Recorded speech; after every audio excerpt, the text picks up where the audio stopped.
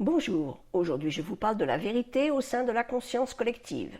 Si tu rencontres quelqu'un qui cherche la vérité, suis-le.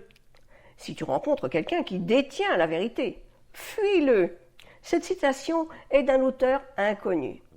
Oui, nous sommes de plus en plus nombreux en Occident à voir que notre société, et plus largement notre civilisation, arrive au bout d'une expérience et qu'il est urgent de changer d'expérience.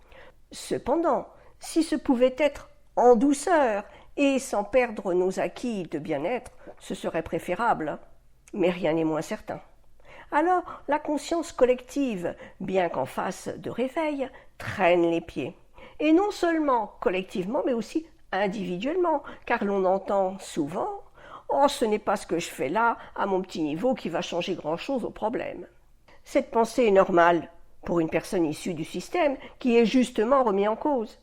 Le malaise que ressentent de plus en plus de personnes est un malaise complexe, car nous voulons sortir tout en restant dedans, nous reconnaissons ce besoin de transcender tout en vivant des réactions de survie.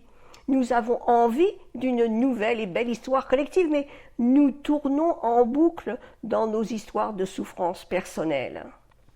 Alors pourquoi ce malaise ? Peut-être qu'un regard nouveau se pose et contredit ce qui est le plus fortement ancré en nous comme personne sociale, notre éducation. L'éducation est un fer de lance d'une société qui s'est structurée sur des principes archaïques bien qu'utiles, de survie et dont les principes sont de maintenir la cohésion tout en développant en son sein des forces de croissance comme compétition et obéissance.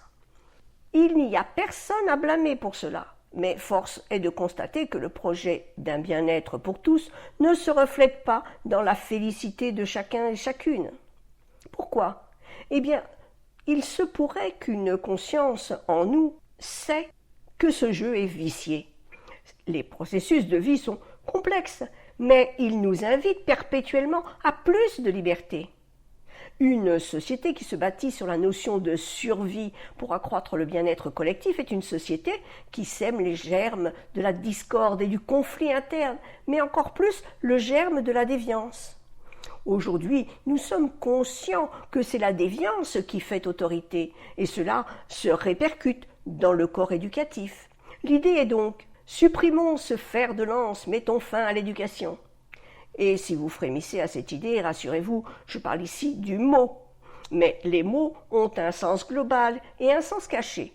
Le sens global dont on nous parle est donner les moyens d'évoluer individuellement et collectivement. Le sens caché est formater des consciences afin qu'elles soient productives. Alors remplaçons l'idée d'éducation par celle d'enseignement. Existe-t-il des cours de libre pensée, de mindfulness, de cohérence cardiaque, d'apprentissage, de discernement dans nos écoles ? Les professeurs et instituteurs qui s'y intéressent sont très vite rappelés à l'ordre. On leur agite le spectre de la déviance et du fantôme sectaire. Nous ne pouvons plus confondre éducation et enseignement. Si l'apprentissage reste un point commun, les objectifs quant à eux sont bien différents. Aussi différents que la fermeture et l'ouverture. L'homme aime éduquer pour pouvoir être servi. Il aime aussi enseigner pour pouvoir partager. Nous éduquons des animaux pour les faire participer de façon contrôlée à nos jeux humains. Mais nous avons aussi besoin de partager une relation de proximité et riche d'émotions. Enseigner, dans son sens étymologique, veut dire montrer. Enseigner, c'est ouvrir un espace de liberté où le savoir peut rencontrer l'esprit vierge. Un espace qui permet l'apprentissage, le questionnement et la remise en cause si nécessaire. Et selon le principe, contestable certes, mais que j'aime bien, ce qui est en bas est comme ce qui est en haut. L'éducation modélisée par l'État est une éducation modelant notre état intérieur. En pratiquant l'Human Process, nous pouvons être surpris de voir à quel point le processus lumineux fait fi de l'éducation. L'une des clés du changement individuel et collectif est peut-être là, sous notre regard intérieur, mettre fin à notre éducation. Et nous abordons là la partie la plus intéressante et la plus prometteuse de ce partage épistolaire. Je vous propose 3 angles d'approche.